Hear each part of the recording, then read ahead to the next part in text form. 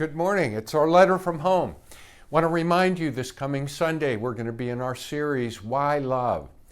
And we're going to hear the answer, one of the answers from Jesus this coming Sunday will be in Luke chapter 6, verses 27 through 49, particularly verses 27 through 36. So I encourage you to read that and reflect upon it. That passage of Scripture has been a life changer for me and very important to me over the years. In verse 27, Jesus says, love your enemies. Love your enemies. And this morning, as I was thinking about that through a strange number of circumstances, I was led to pick up C.S. Lewis, his book, Mere Christianity, and read his chapter on forgiveness.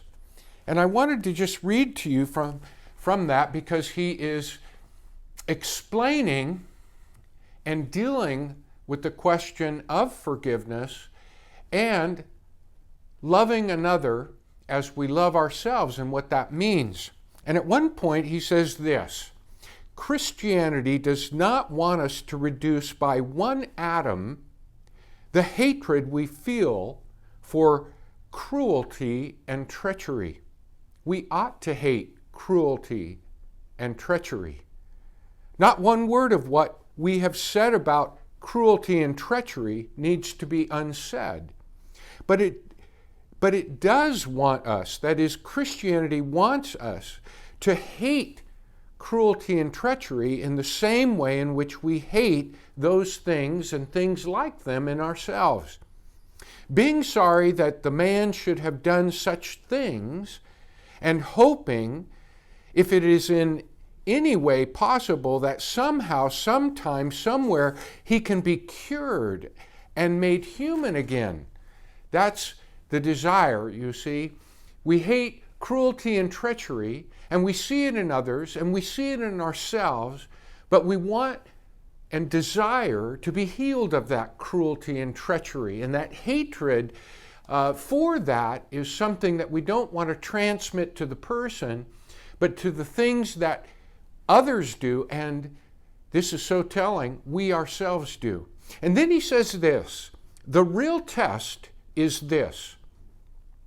Suppose one reads a story of filthy atrocities in the paper, or in our time, online.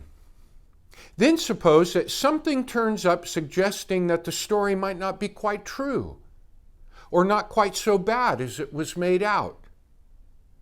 Is one's first feeling, thank God, even they aren't quite so bad as that? Or is it a feeling of disappointment, or even a determination to cling to the first story for the sheer pleasure of thinking your enemies as bad as possible? If it is the second, then it is, I'm afraid, the first step in a process which, if followed to the end, will make us into devils. You see, one is beginning to wish that black was a little blacker. If we give that wish its head, later on we shall wish to see gray as black, and then to see white itself as black. Finally, we shall insist on seeing everything, God and our friends and ourselves included, as bad, and not be able to stop doing it. We shall be fixed forever in a universe of pure hatred, of malice. Well, I thought that was something I wanted to share with you because it touched me deeply and gave me insight to the malice that can crowd our lives. And it's certainly the kind of malice that Jesus has in mind when he says, love your enemies. In other words, don't let malice crowd out and take the place of the love that God has poured into our hearts and that Jesus admonishes us to typify and express in our lives because we are his disciples. I love you. Mwah. I'm excited about this series on why love. You know, in the year that Uzziah died, King Uzziah, Isaiah saw a vision of the Lord's greatness. He saw the Lord high and lifted up, and just the train of his robe filled the temple. You know, most people won't get this grand vision of the Lord. Isaiah had it, and we're not sure anyone else had it but him. But people can get a grand vision of the Lord through us as we love one another. So as you come to services, as you get online, come prepared to learn how to love and display the greatness of our God. Hello, friends. I am really excited about our Bible studies coming up, ladies. Next Tuesday, the 19th, we'll kick off our Tuesday evening study, which is by Zoom only. So if you're interested in doing that study, it's Elijah by Priscilla Shirer. Make sure you send me an email, and I'll forward that email to Katie or Lucinda, and they'll send you the invite for the Zoom.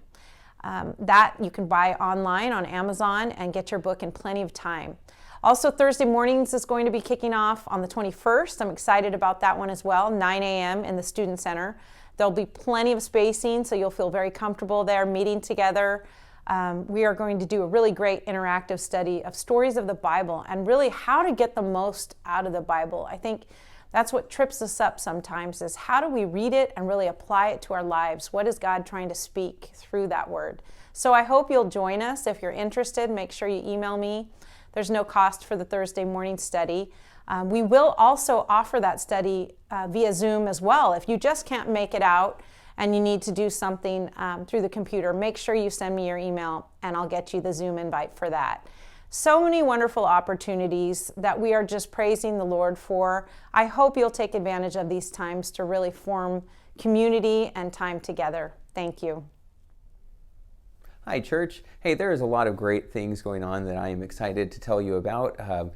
Sharing a little bit about what we've just come from was that our high school ministry just came back from our winter camp up at Heartland Christian Camp, and that was a great weekend. So to you, church, all of you who helped support that and pray for us and in so many ways helped get us up to camp, thank you so much for doing that. It was a real blessing and treat just to enjoy, just to be able to be with other people, with students, and spending some really quality time with them. A lot of really great things came out of our time together and out of those messages. And then one other really exciting thing coming up, I know we've talked about it already before, but just to remind you, is coming up next month is our Radical Purity Conference. We're really excited about that. I think a lot of great things are going to come out of that conference as well. As you know, as we've already been saying, we're really gearing it specifically to high school students and junior high students and their parents, but we're opening it up to everyone in our church. We think that the messages are things that all of us would benefit from hearing. And so I encourage you to consider signing up for that. It's only $10 a person. That covers Friday night and Saturday conference as well as the meals. And it's going to be a really great opportunity. So I encourage you to sign up for that. God bless you. Hey, church family. Today I wanted to read the first line of Psalm 136, since we're in the series, Why Love? And love is a central characteristic of our God. And so this says, "Give thanks to the Lord, for he is good, for his steadfast love endures forever." And no matter what we're going through, we always know that God's love endures forever. And in this psalm, it repeats it 26 times. And it could go on forever, as it says, because God's love never ends. And so to give thanks today for the Lord, for he is good. His steadfast love endures forever. And for junior high, we're excited to be back this week. And I would just ask you, church family, one way that you could love the junior hires is to pray for them. It's not an easy time for them during this time of the pandemic and going through school. It's very hard, and it's hard on the parents too. And so pray for our junior hires when you think of them, and pray that they would experience God's blessing and his goodness today. And we'll hope you do the same. Love you. Hey everyone, I am excited just to share a few things with everybody about children's ministry. I am excited to share that all the kids that have signed up for winter camp get to go. We have about 22 students going for the 4th, 5th, and 6th grade. We will be going at the end of this month, so be praying for them, for the excitement for that. And also be on the lookout for some upcoming news for things that will be happening in February for children's ministry.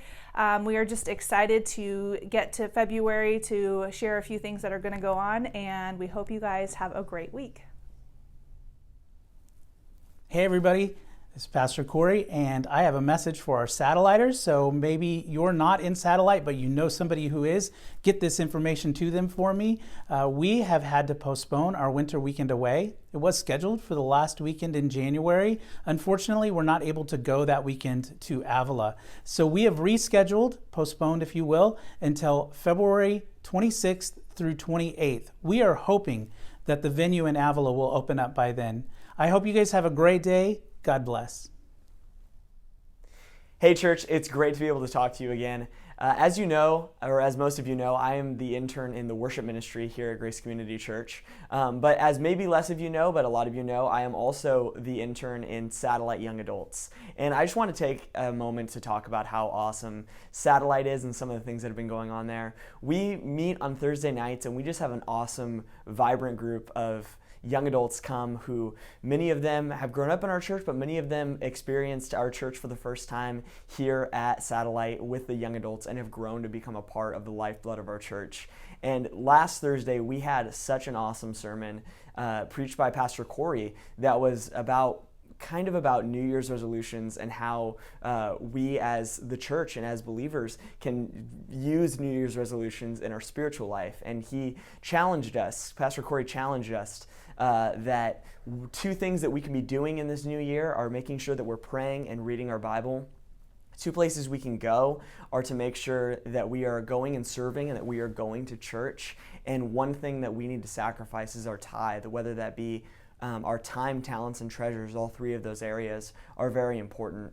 And that was just such an awesome sermon and such a great way to start our year. And I just wanted to relay that information to the rest of our church, that these awesome bits of ministry are happening in the community of young adults. And I'm so excited to be a part of it. And I hope that if you are a young adult watching this, that you would come join our community on Thursday nights. Good Thursday morning. Hey, last week in our letter from home, I quoted Hebrews 10:24 and 25 to you. I'd encourage you to look it up. And what I asked was, I was looking for some help. I'd like to get some testimonies, encouragements from people about their R group. Are you in an R group? A small group ministry here at Grace Community Church? And if so, how does your group minister to you? I'm trying to get testimonies to encourage people. I got one this week, and it dawned on me that maybe it might help for you to get an example.